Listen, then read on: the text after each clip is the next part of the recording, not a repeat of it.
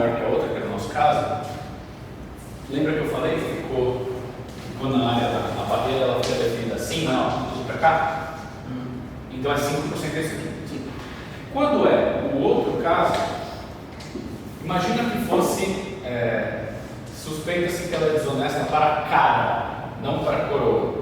Não ia ficar a proporção, na verdade, deve ser menor, 0,5, eu dar um exemplo assim. Então, a minha barreira tem que estar aqui, não é isso? Então eu vou pegar o 0,5 que eu conheço. Tipo, o jeito de calcular essa barreira é pegar o 0,5, que vai ser 5 aqui, e subtrair esse negócio aqui. Porque tem que dar um valor para trás de 0,5, se o teste for menor, né? Então, olha a primeira linha e a segunda. O que diferencia elas? Quando o teste é de maior, você vai ter o valor da barreira é calculado como uma soma desse termo aqui. Quando o valor é menor, ele é calculado como uma subtração.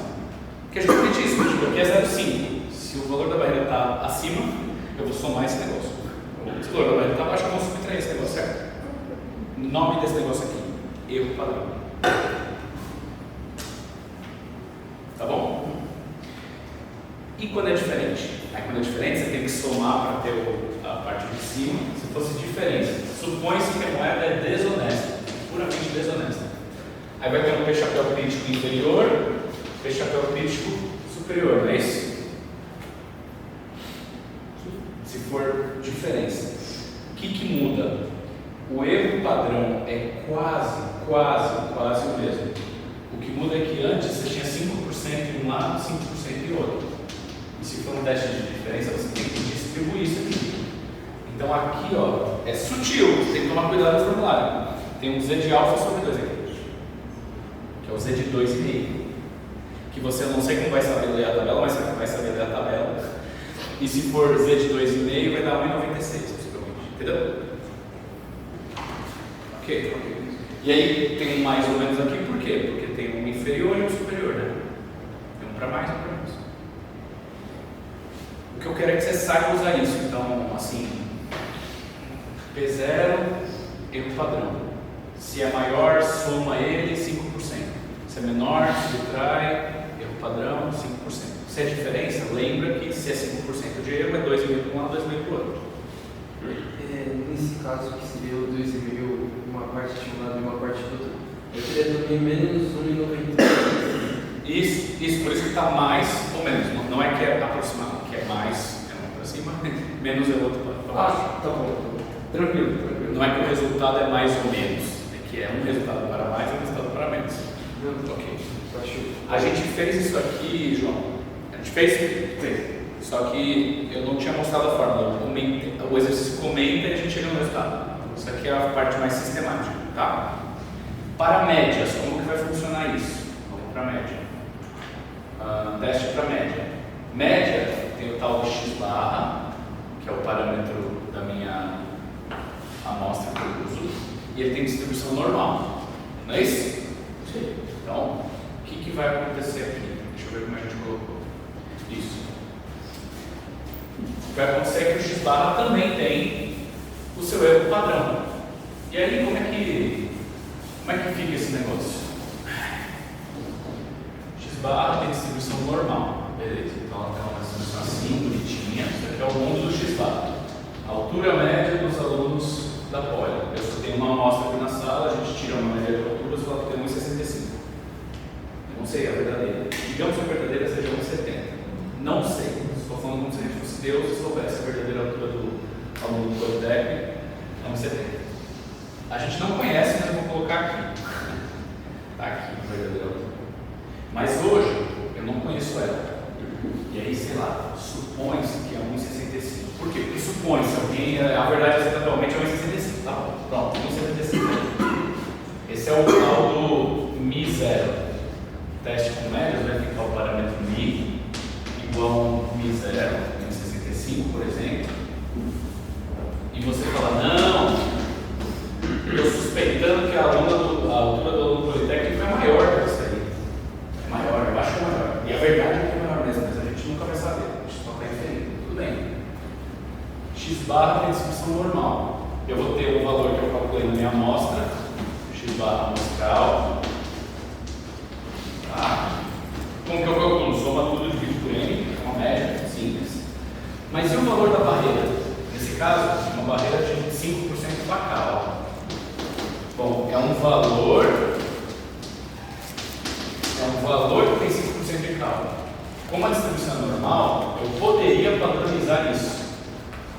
Se eu padronizasse, eu teria que pegar x barra, subtrair seu valor esperado, que no caso é o μ0, dividir pelo desvio padrão do tal x barra. Isso aí eu não consegui explicar mesmo, mas o desvio padrão do x barra, ele é sigma sobre raiz de n. O que é isso? É uma conta. A distribuição normal tem dois parâmetros, média e variância. De alguma forma você tem que saber qual é a média que você assume atualmente e você tem que saber uma variância. Isso é louco, né? Então, o x barra crítico que está ali na formulação, esse aqui, ele vai sair dessa operação que eu estou fazendo ali, ó. Veja se faz sentido. Ali na formulação, na primeira linha dessa, x barra crítico é μ0, que aqui era x barra crítico, menos μ0. Então vai ficar μ0 mais z de algum alfa vezes sigma sobre raiz de n. Não é isso que está ali? Nome desse negócio aqui, erro padrão. Mesmo tipo de operação.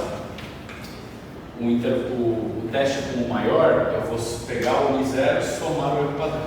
O teste com menor, eu vou subtrair o erro padrão. O teste com diferença, quase tudo igual. Fica um para mais e um para menos, e entra um alfa sobre 2 aqui. Tudo bem? Deu para ver como assim? São testes diferentes. Se a gente fosse decorando tudo, teria 6 casos, só porque agora são 6 casos. Mas não são 6 casos, né? Tipo, é um negócio que pode ir para 3 caminhos numa hora, 3 caminhos para outra, mas você vai saber escolher, entendeu? Tá. Vamos ver. Tá. Já eu entro nisso. Vamos ver o primeiro exercício aqui. Na ausência de um treinamento, os scores de um exame de admissão em um MBA variam normalmente, tá? Na ausência do treinamento, no exame de admissão lá no MBA, os scores, né, as notas variam com 475 de média e desvio padrão 100. O que ele está falando? Quando não faço treinamento, essa é a média e desvio padrão que eu tenho na minha população. Como você sabe isso? Não sei, cara. Mas é o cara. Verdade aceita atualmente. Tudo bem? Então, nesse exercício, o cara não falou nada. Eu não sei se é um teste de média ou um teste de variância, porque ele só falou ele falou de média e variância. Então, o que eu sei que ele falou é assim: o que eu aceito atualmente de média é 475. E o que eu aceito atualmente de. Ele já deu de desvio padrão, na verdade, né? Desvio padrão mesmo, de 100. Isso é o que ele aceita atualmente. Tá. Suponhamos que o treinamento feito possa melhorar a média de admissão em MBA. Então, suponhamos que o treinamento possa melhorar a média, mas não altere o desvio padrão. Tá bom. A gente vai lá e bota o pessoal. Hoje é 475 o score deles. Se eu fizer um treinamento, eles melhoram esse número.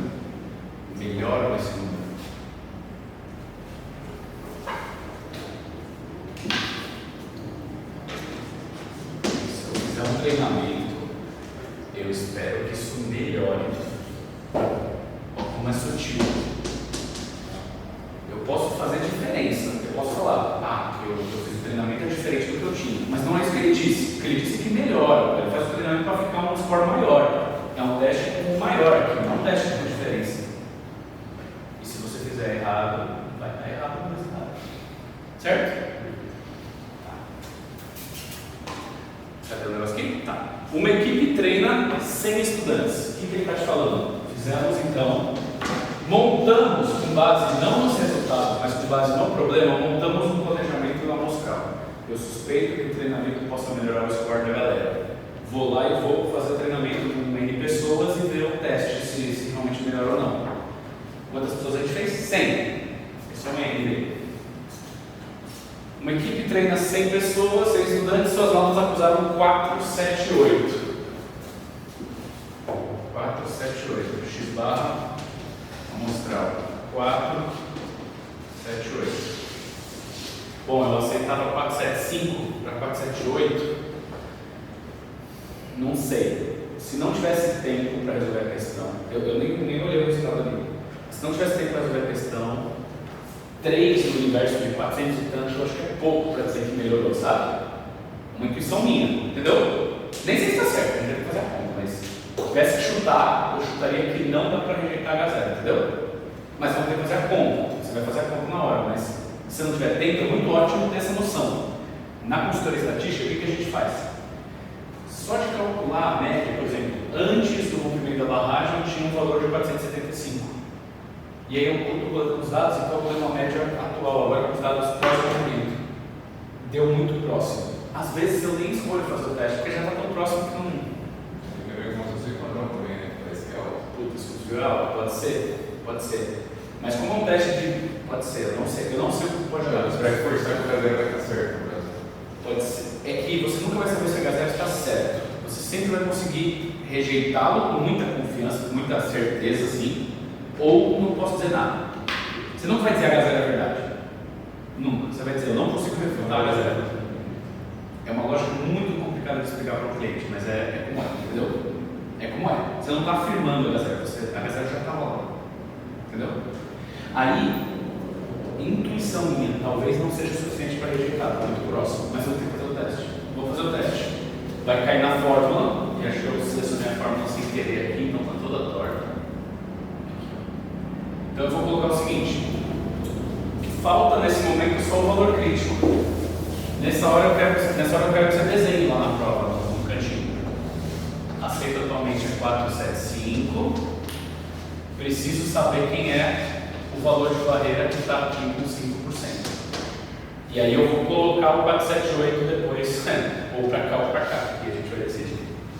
Bom, entra o score atual, 475, entra o Z. Nesse caso, é um Z de 5% que dá um 64, foi o que eu falei para você, né? Isso. Aqui, percebam, infelizmente, eu deixei passar tem um alfa sobre 2, mas seria só alfinha mesmo. O valor está certo, a fórmula aqui está meio errada, depois eu corrijo. Mas tudo bem, o número está correto. 164 vezes desvio padrão que ele me deu no enunciado da população. Olha como é louco isso aqui, você nunca sabe. Mas tudo bem, tudo bem. 100. Sobre a higiene que é 100. 491. 491,4. Onde está o nosso valor? Está aqui, né? 478, né? Não extravasou a barreira. Portanto, não rejeito a H0. Não quer dizer que está certo. A gente vai corrigir, né?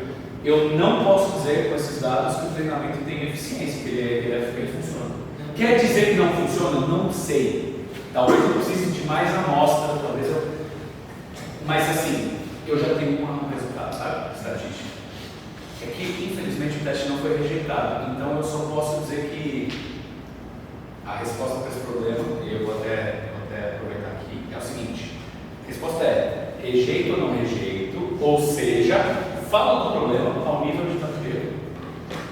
Não rejeito H0, ou seja, não tenho evidências estatísticas para afirmar que o problema, que o treinamento melhora o score ao nível de 5% de significância.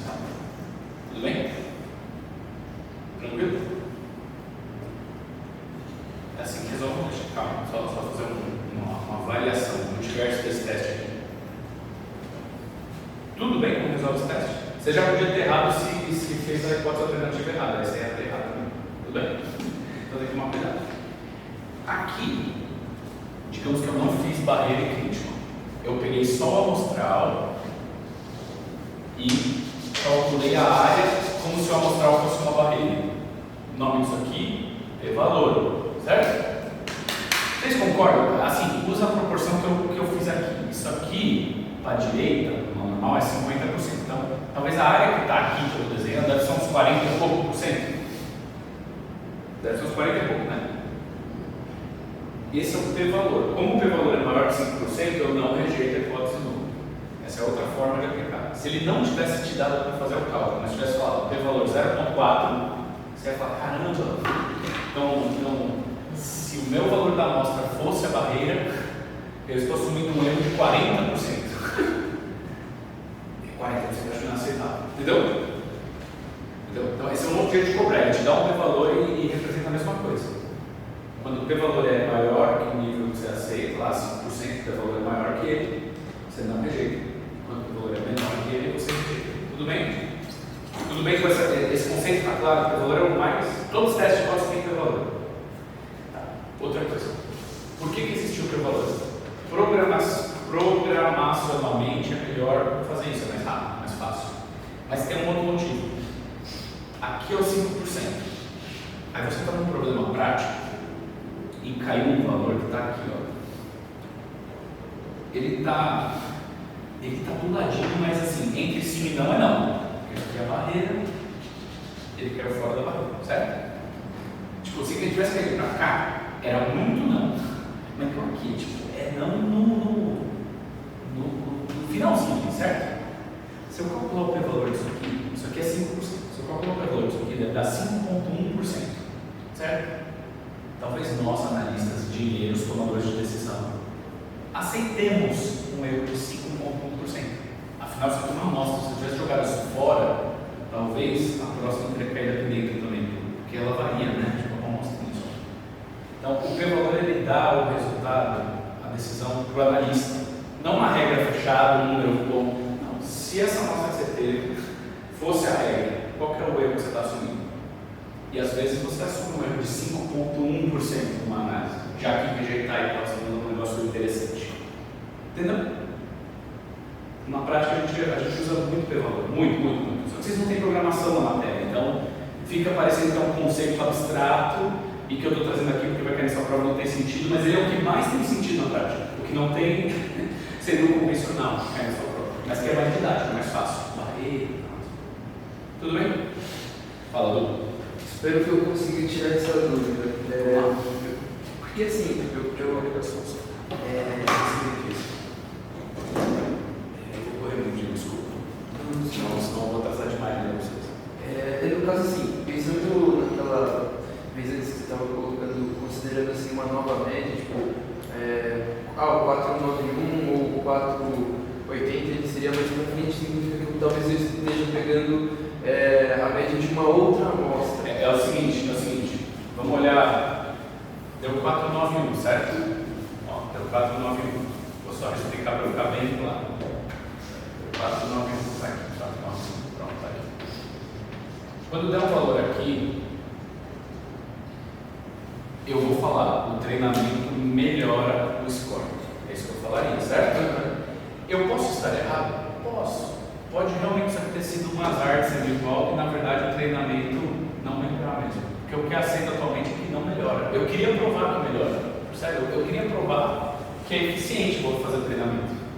Só que a gente não conseguiu provar ainda, entendeu? Eu posso estar errado, certo? Mas eu posso não estar errado, isso aqui realmente ser outra média. Qual ela é? Não sei. Eu só sei que não é 475. É alguma coisa para cá. Louco, eu não sei. Eu só sei que é maior. O que a gente está testando não é que é igual a 479, igual a 480. A gente está testando que é maior do que o que eu aceito, entendeu? Você nunca sabe isso aí. Infelizmente. Se desse, por exemplo, 430, eu ainda não poderia rejeitar o H0, por mais que estivesse diminuindo. Se der, com essa nova. aí tá. Você construiu o teste com o problema, não com o resultado. Então, o problema te chegou a falar o seguinte: para o treinamento melhorar a média da galera com essa dispersão que é alta, que o Túlio falou ali, que é 100, eu preciso de mais de 490 na média desses novos resultados aí que eu tiver. Preciso botar a galera lá, eles fazerem a prova e precisa dar 500. Se deu 478 para o exercício, se deu 430, se deu tanto faz, está montado. O resultado é consequência. Muitas pessoas na prática, posso dizer isso na consultoria porque é o que acontece. O cliente quer inverter a lógica, ele quer a partir do resultado montar o teste, falando, não faz sentido nenhum. Aí é casuísmo puro, eu estou pegando o que deu e querendo explicar o que. Eu estou querendo montar como se eu não tivesse. A estatística que a gente cria aqui, ela é o seguinte: ela é você tem um problema e você coleta os dados para responder as perguntas desse problema. Às vezes você já coletou o dado, tudo bem, mas na teoria a sequência é essa: você constrói o problema independente do resultado. Independente do resultado. Entendeu? Entendi. Existe outra forma de fazer os problemas, que é quando você tem dados demais, milhões de bits. A gente está falando de Big Data, é outra coisa. Redes neurais, inteligência artificial, é outra coisa. Lá nessa outra coisa, você dá tanto dado, mas é tanta quantidade, a gente não discute o N lá, porque o N é 10 a sexta. Lá a gente tem ali a licença poética de dar os dados e pedir para um algoritmo de computação quase que numérico descobrir a regra. Aqui é outra coisa, aqui existe uma regra, tem uma distribuição que garante isso, e se eu estiver coletando tudo bonitinho, essa é a verdade sobre a população. Lá, nesse outro caso, que é Big Data, é outra coisa. Você não precisa inferir, você já tem 10 a sexta milhões, você tem milhões de resultados, então você só está tentando tirar uma regra deles, é diferente, entendeu? Então, isso aqui serve muito para, talvez até milhares de linhas, milhares de resultados, mas na sua prova vai ser sempre 100, 200 é muita coisa na prática, então são tipos de problema, beleza? Aqui a gente sempre monta o problema primeiro e o resultado vem como consequência. Obrigado. Tá, deixa eu avançar aqui, senão a gente não vai querer dormir aqui, nem nada assim. Eu sugiro você fazer esse exercício com muito carinho, que é um pouco o seguinte sentido. O erro tipo 1 é, eu rejeito H0 e H0 era verdade. Existe o erro tipo 2, que é o outro caso, onde eu não rejeito, esse caso a gente não rejeitou. Esse caso a gente não rejeitou, certo? Deu 4, 7, 8. Não rejeitamos. Mas pode ser que de fato a média melhora com o treinamento. Eu posso estar errado ao não rejeitar também, certo? Digamos, eu não sei, essa seria a verdade que eu não conheço. Digamos que quando eu faço treinamento, a média vai para 500. E aí eu dei azar nessa minha amostra de pegar um valor pequenininho o suficiente para falar, putz, fica para cá, né? Então, rejeitar, a gente sempre tem uma distribuição e barreira, tá? Mas tem um tipo de exercício que é sobre o outro erro, que é o erro quando você não rejeita, tá? Esse erro eu não quero confundir vocês. Se eu explicar muito ele aqui, vai ficar tudo confuso, porque eu vou explicar um monte de teste. Você tem que fazer esse exercício com a maior paciência do mundo, assistir o vídeo, e é isso. O erro que você tem que saber que a gente está cometendo é rejeito H0, a gestão está errada. Erro tipo 1. Aí você vai sempre por inversão fazendo coisa. Tá? Se o tipo 1 é quando eu rejeito H0 eu estou errado, o erro tipo 2 é quando eu não rejeito eu estou errado. Erro tipo 1, rejeito H0 quando H0 é verdade. Erro tipo 2, não rejeito H0 e H0 é falso. É sempre a inversa. Mas eu prefiro sempre falar para você, lembre do que rejeita, porque a gente cria um teste para rejeitar. Em Brumadinho, a gente criou um teste para água, para saber se a água estava contaminada. A média é igual ao valor de risco, então está contaminada. Essa é a hipótese a ser totalmente errada. Vamos partir do conservadorismo puro, está contaminada. E é um teste de inferior. Se eu conseguir rejeitar, eu vou dizer, a média está menor que esse valor da norma aqui, portanto, não está contaminado. Qual a chance de eu estar errando nessa análise? Lá é 5%, por acaso, poderia ser 1%. Só que para ser 1%, os caras têm que coletar mais amostras, eles não quiseram, ficou 5%. Entendeu? Beleza. Vejam o meu tipo 2 com essa questão e o vídeo. Para a variância, a dedução fica mais complexa, mas os elementos são os mesmos. Os elementos são os mesmos. Então, você vai ter, se você está se perguntando também variância ou desvio, tudo que você vai responder para o desvio é sempre a raiz da variância. Você não vai ter nenhuma fórmula com desvio, que vai ter tudo variância. Você vai responder um teste se as variâncias são iguais ou não, diferentes ou não, aquela coisa toda. E se o enunciado te perguntar sobre desvio padrão, você vai pegar o resultado da variância o último deles e aí tirar a raiz. Você nunca vai fazer uma conta com desvio padrão. Por quê? Porque o desvio padrão não é um estimador consistente. Não, ele não é justo. Ele não é justo, ele não mira certo, ele tem um viés. E foi um exercício da sua P1 provar isso, mas todo disfarçado lá com um teta-chapéu, umas coisas assim. Mas tudo bem. O desvio padrão, amostral, que é o S, não é um bom estimador. Variância é um bom estimador amostral. Então, você vai usar as coisas com variância. Tá? Como é que funciona a variância? Vai ter aqui a variância é igual a um valor assumido atualmente, e aí pode ter maior, menor ou diferente. Eu vou botar diferente só para ter um outro exemplo aqui, que acho que é o mais crítico. Bom, eu falei para vocês, os estimadores que a gente usa têm distribuições, têm funções de probabilidade, estão distribuídos com uma certa probabilidade. A variância amostral ela tem uma distribuição Q², que é uma outra forma.